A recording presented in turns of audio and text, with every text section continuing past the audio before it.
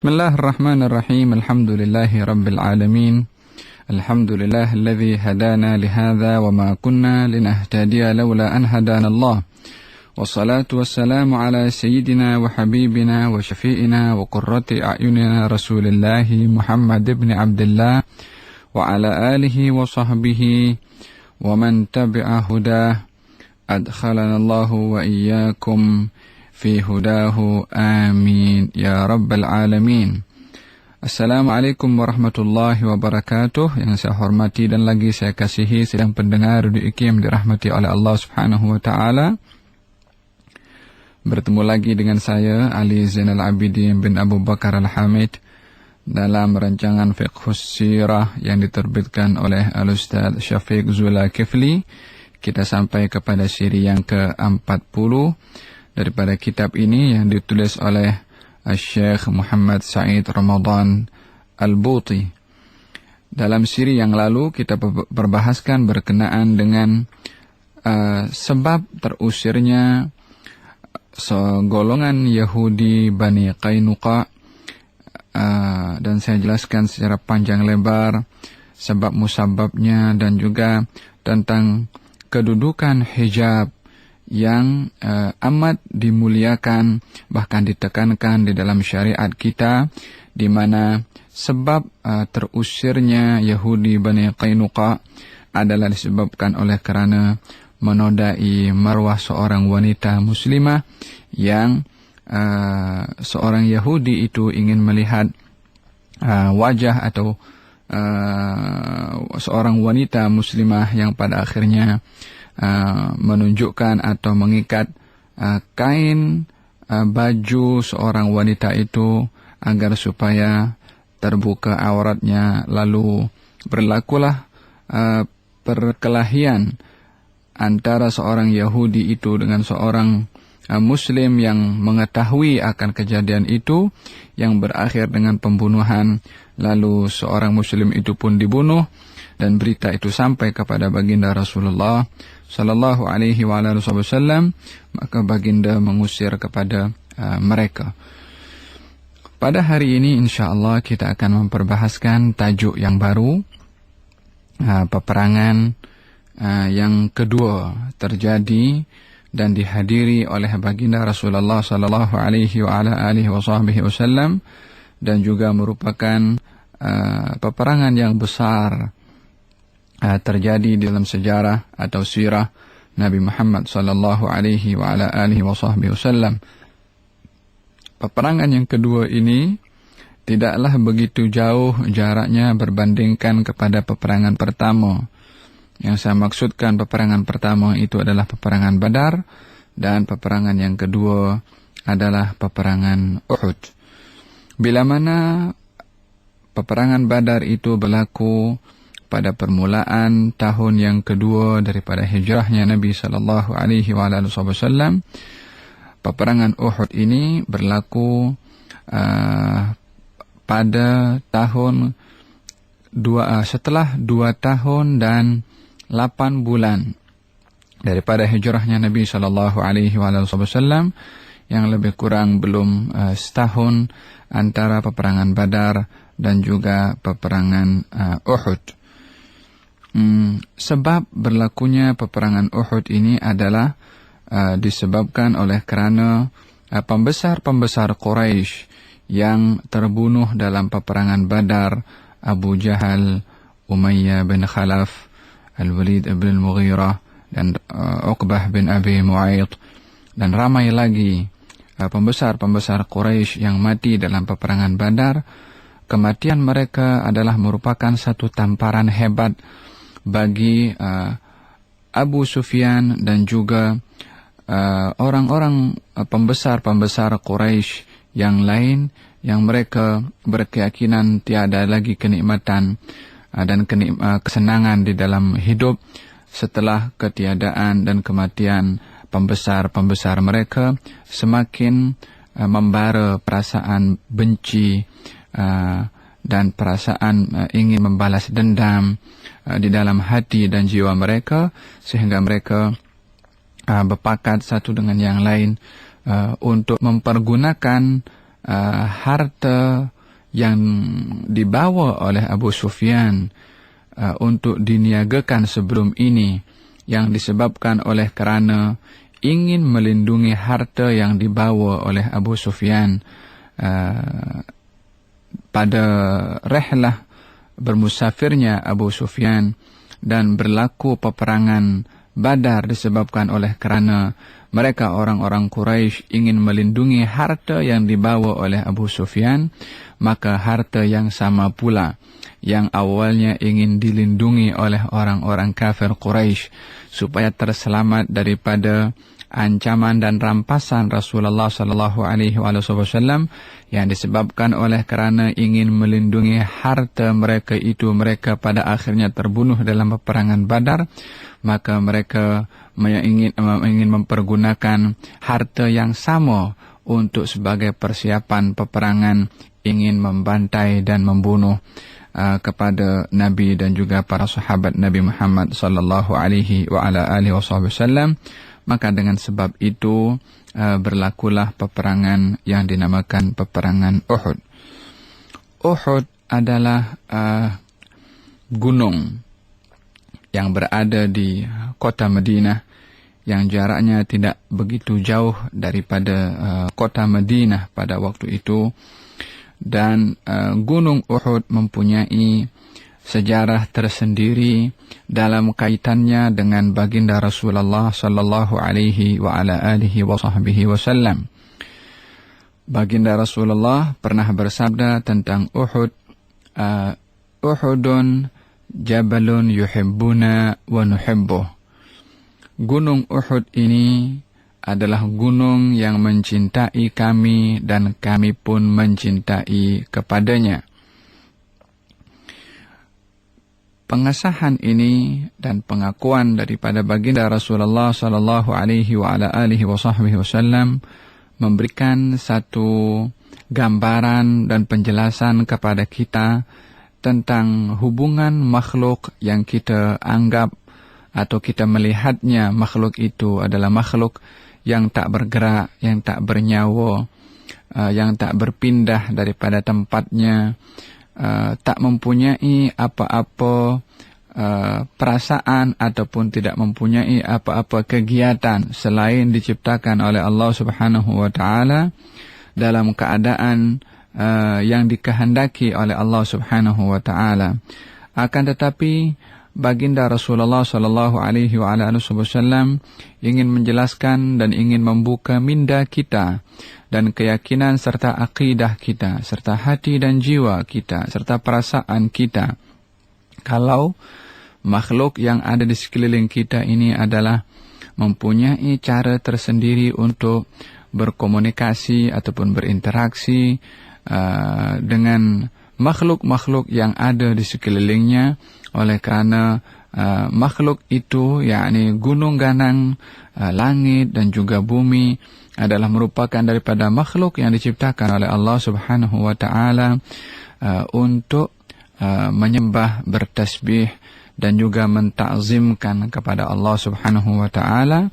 Di dalam Al-Qur'an Allah berfirman, "Yusabbihu lillahi ma fis samawati wa ma fil ard." Bertasbih kepada Allah semua yang ada di langit dan semua yang ada di bumi. Sebahagian ahli tafsir mengatakan bahwasanya Allah mempergunakan pada ayat tadi adalah ma. Ma itu adalah sesuatu yang bila mana digunakan ma menunjukkan sesuatu baik yang berakal atau yang tidak berakal, yang bernyawa atau yang tak bernyawa. Maka ini merangkumi manusia, jin dan juga tumbuh-tumbuhan, bahkan benda-benda yang mati. Adapun bila mana digunakan man, maka dalam hal ini dimaksudkan man itu adalah seseorang, yang dimaksudkan adalah yang berakal, baik itu daripada golongan manusia ataupun daripada golongan jin, yang tidak termasuk di dalamnya tumbuh-tumbuhan dan juga benda-benda al-jamadat yang mati. Akan tetapi dalam firman yang saya bacakan sebentar tadi menunjukkan bagaimana Allah memberitahukan kalau semua yang di langit, baik itu daripada langitnya sendiri ataupun tiang-tiang yang ada, semuanya juga yang ada di atas muka bumi ini, lautannya, gunung ganangnya, batunya, anginnya, petirnya, kilatnya, bertasbih kepada Allah Subhanahu wa taala sebagaimana dalam firman Allah, walakin la tafqahuna tasbihahum, akan tetapi kamu wahai manusia yang tidak memahami atau mengetahui cara tasbih mereka kepada Allah Subhanahu wa taala. Ini dapat diuraikan lebih jelas lagi dalam pelbagai ayat-ayat Allah Subhanahu wa taala ketika menceritakan tentang makhluk-makhluk yang kita melihatnya tidak bernyawa dan tidak bergerak dalam firman Allah. Dan saya ingat ramai daripada sidang pendengar Radio IKIM dirahmati oleh Allah Subhanahu wa taala hafal akan ayat ini, yaitu law anzalna hadzal qur'ana ala jabalin la ra'aitahu khashi'an mutasaddian min khasyatillah. Bila mana kami turunkan Al-Quran ini kepada gunung ganang, maka kamu akan melihat kepada gunung ganang ini khasyi'an, khusyuk, patuh dan tunduk, mutasaddian, akan pecah dan hancur, min khasyatillah, karena takut kepada Allah Subhanahu wa ta'ala. Gunung ganang ini juga bila mana diturunkan kepada mereka Al-Quranul Karim, mengetahui akan berat tanggung jawab menunaikan Al-Quranul Karim yang dituntut oleh Allah Subhanahu wa ta'ala, maka oleh kerana beratnya akan tuntutan kandungan Al-Quran itu yang mungkin tidak dapat untuk dipikul oleh gunung ganang yang begitu hebat dan besar, mutasaddian min khasyatillah, gunung ganang itu boleh hancur dan pecah karena takut kepada Allah Subhanahu wa ta'ala. Dalam ayat yang lain Allah berfirman menceritakan tentang bagaimana kerasnya hati seseorang itu yang diumpamakan oleh Allah Subhanahu wa ta'ala. Hati yang keras itu adalah umpama batu, au asyaddu qaswa, atau boleh lebih keras daripada batu. Sebab wa inna minal hijarati lama yatafajjaru minhul anhar wa inna minha lama yashaqqaqu fayakhruju minhul ma wa inna minha lama yahbitu min khasyatillah. Karena batu itu ada sebahagian yang dapat memancarkan air yang mengalir hingga ke sungai. Ada pula batu yang terbelah untuk mengeluarkan air. Wa inna minha, ada pula batu itu yang jatuh daripada atas gunung karena takut kepada Allah Subhanahu wa ta'ala.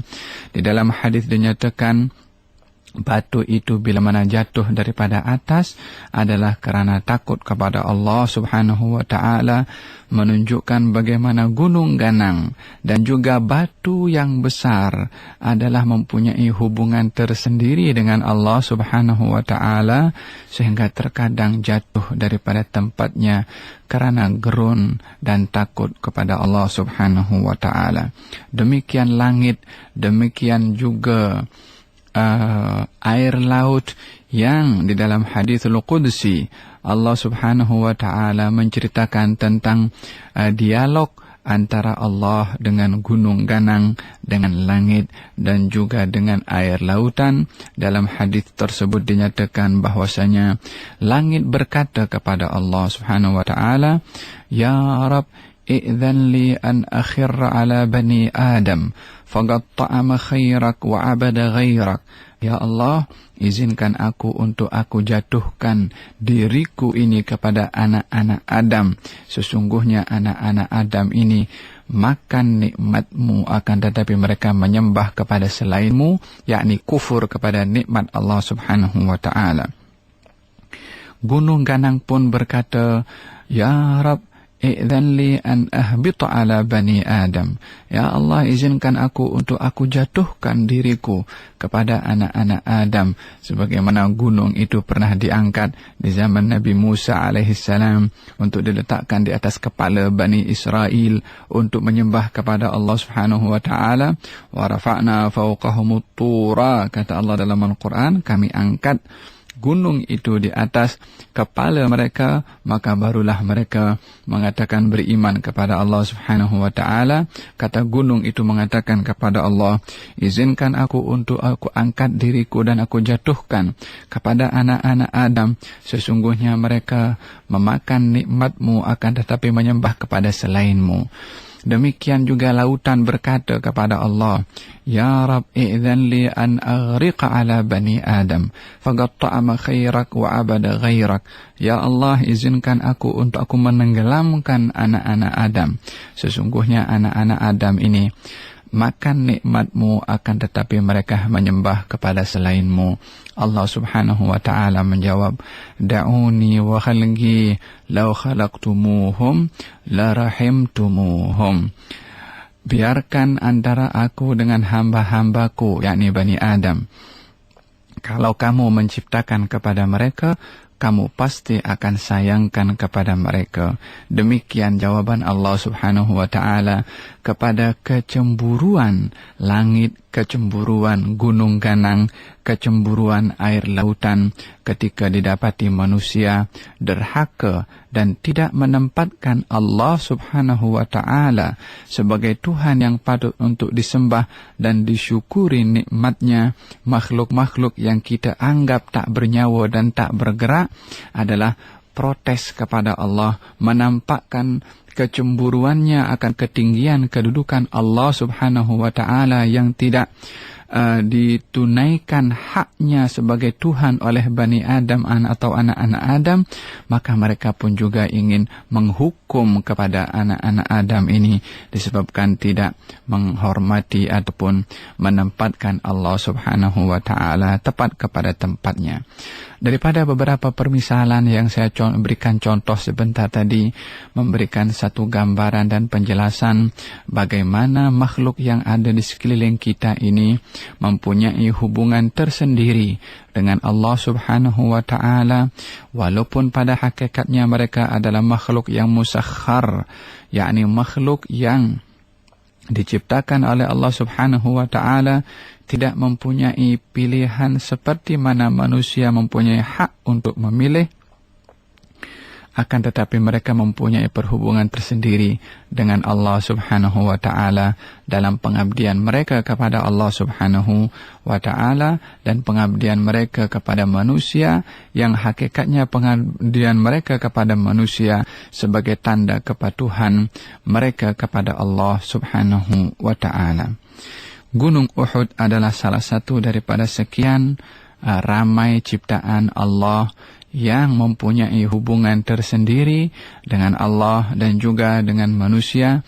Bahkan manusia terulung, yaitu baginda Rasulullah sallallahu alaihi wa ala alihi wa sahbihi wasallam, ketika baginda mengungkapkan akan apa yang dirasa oleh gunung Uhud terhadapnya. Baginda bersabda, Uhudun jabalun yuhibbuna wa nuhibbuhu. Gunung Uhud adalah gunung daripada gunung-gunung selain daripada gunung Uhud. Yuhibbuna, yang sangat mencintai kepada kami, wa nuhibbuh, dan kami pun cinta kepada dia. Demikian ungkapan baginda Rasulullah, dibalas kecintaan walaupun sebuah gunung ketika mengungkapkan sikapnya kepada baginda Rasulullah adalah dibalas sikap itu dengan sikap yang sama. Hal jazaa'ul ihsani illal ihsan. Sungguh balasan yang baik itu akan dibalas dia dengan kebaikan. Gunung mengungkapkan cintanya, dibalas juga dengan cinta oleh baginda Rasulullah. sallallahu alaihi wa ala alihi wa sahbihi wasallam. Alangkah bertuahnya gunung itu, sidang pendengar Radio IKIM dirahmati oleh Allah Subhanahu wa ta'ala, yang mendapat tahu kalau ia dicintai oleh baginda Rasulullah sallallahu alaihi wa ala alihi wa sahbihi wasallam. Kita berdoa dan mengharapkan kepada Allah Subhanahu wa ta'ala, yang mana kita adalah dituntut oleh Allah untuk menyempurnakan keimanan kita dengan mencintai kepada baginda Rasulullah. Moga-moga kecintaan kita itu juga dibalas juga oleh baginda Rasulullah sallallahu alaihi wa ala alihi wa sahbihi wasallam. La yu'minu ahadukum hatta akuna ahabba ilaihi min walidihi wa waladihi wan nasi ajma'in. Tidak sempurna iman kamu sehingga aku lebih ia cintai berbandingkan kepada ayahnya, anaknya, dan seluruh umat manusia. Allahumma haqqiq lanal iman bimahabbatika wa mahabbati rasulika. Amin. Allahumma amin. Sidang pendengar dikim dirahmati oleh Allah Subhanahu wa ta'ala. Pernah satu ketika baginda Rasulullah berada di atas gunung Uhud itu bersama dengan Sayyidina Abu Bakar As-Siddiq dan juga Sayyidina Umar ibn Khattab. Lalu baginda bersabda, ketika berada di atas gunung itu bergerak. Maka kata baginda Rasulullah, "Uthbut Uhud, diamlah kamu, tenanglah kamu wahai Uhud. Sesungguhnya di atas kamu itu Nabiyyun wa Siddiqun wa Syahidan." Wahai Uhud, diamlah kamu, janganlah kamu bergerak.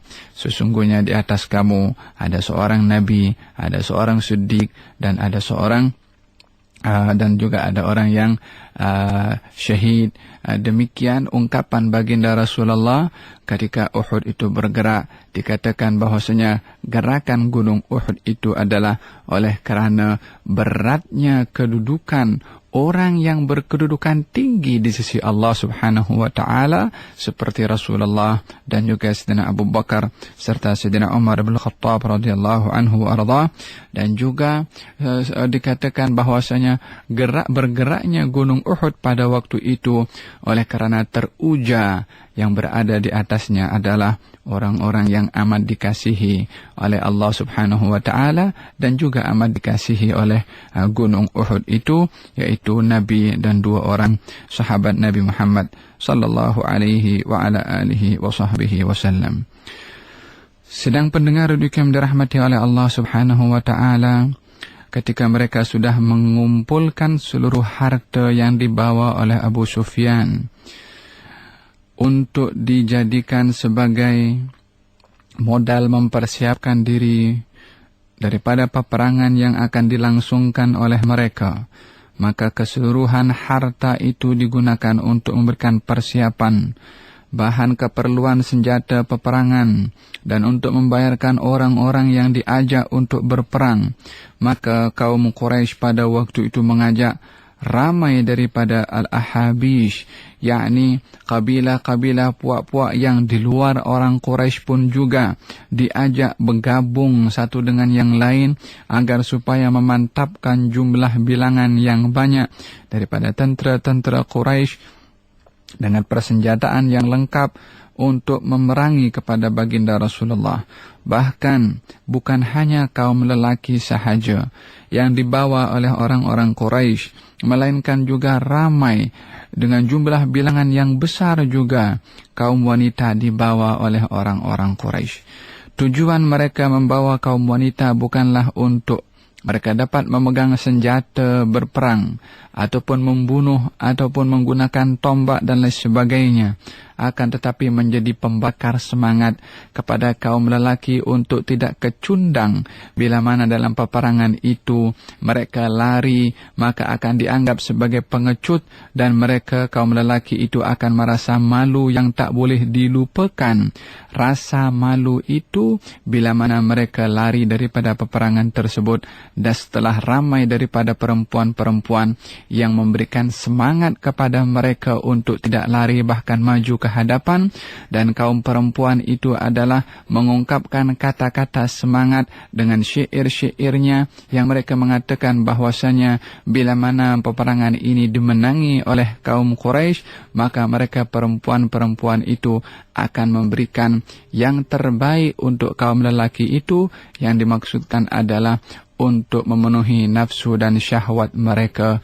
Demikian mereka kaum wanita itu membakar semangat kaum lelaki orang-orang Quraisy untuk ikut dalam peperangan itu dan maju serta tidak lari daripada peperangan tersebut.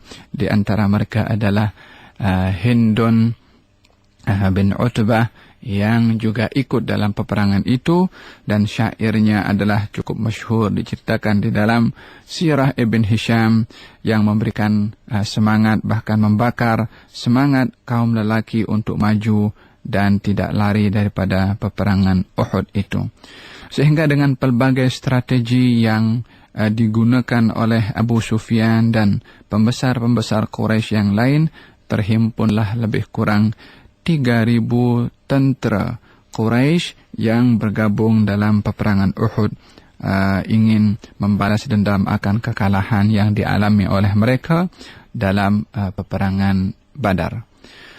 Sedang pendengar yang dirahmati oleh Allah Subhanahu wa taala, ketika baginda Rasulullah sallallahu alaihi wasallam mendengar akan rancangan orang-orang Quraisy yang ingin membalas dendam dan ingin memerangi kepada baginda Rasulullah, maka baginda seperti mana kebiasaannya di dalam mengambil satu langkah keputusan dan menyusun strategi peperangan itu adalah dengan bermusyawarah bersama dengan sahabat-sahabat baginda.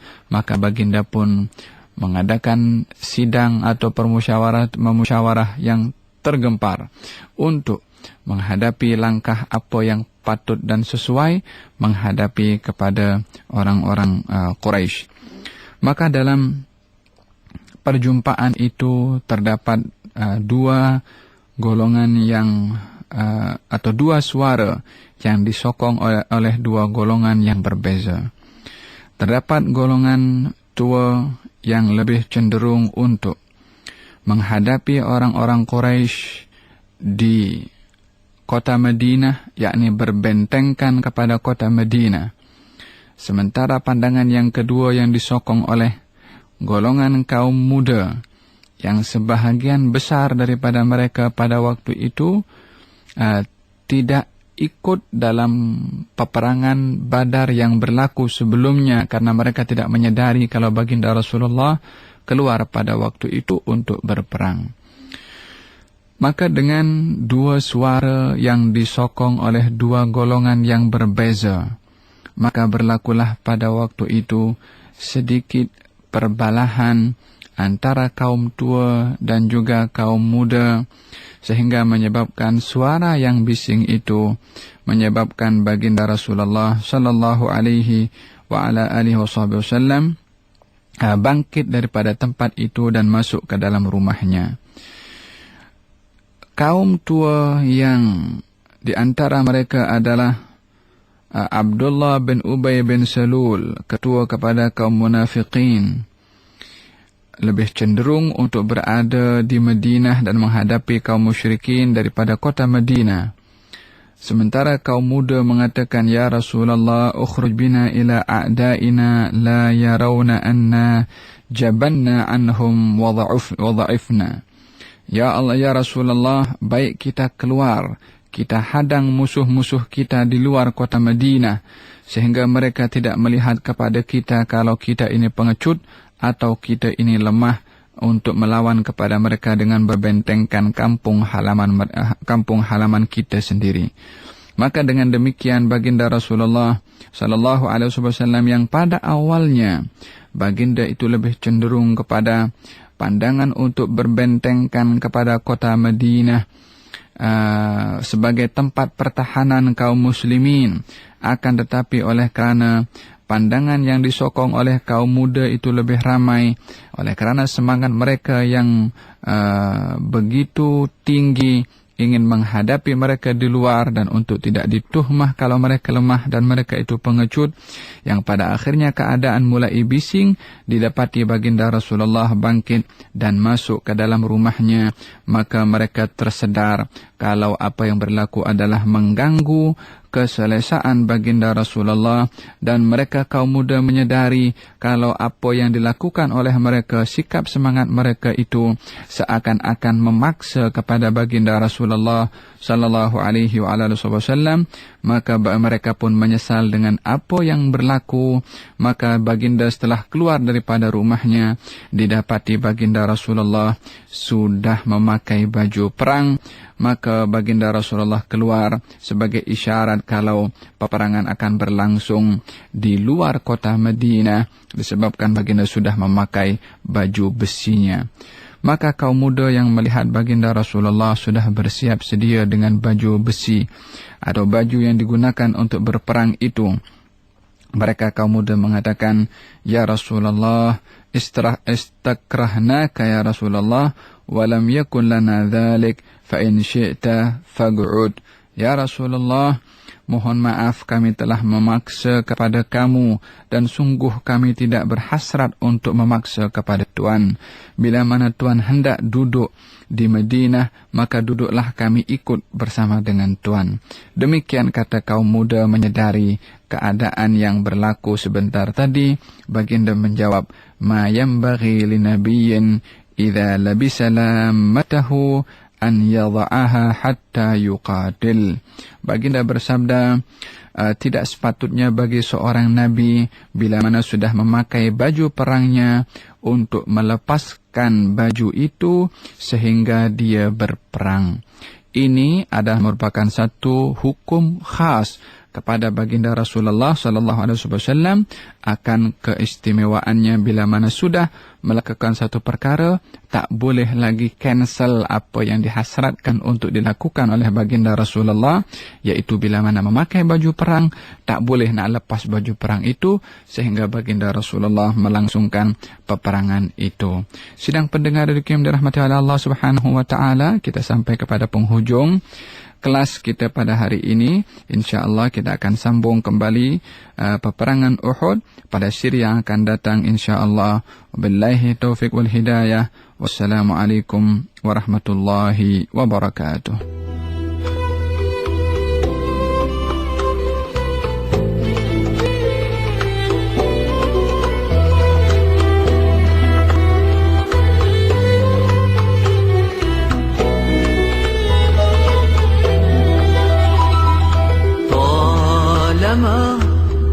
أشكو غرامي يا نور الوجود يا محمد، طالما أشكو غرامي يا نور الوجود يا محمد، وأنادي يا تهامي يا معدن الجود، وأنادي يا تهامي يا معدن الجود، أشكو غرامي يا محمد، أشكو غرامي وأنادي يا تهامي يا معدن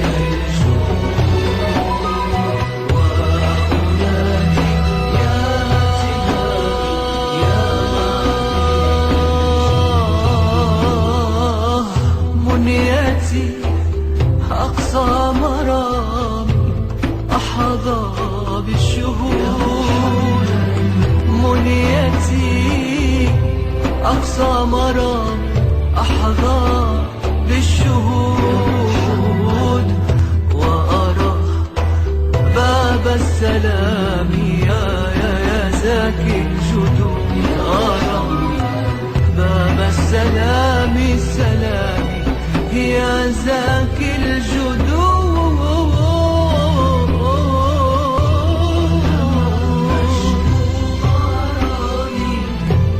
يا نور الوجود طالما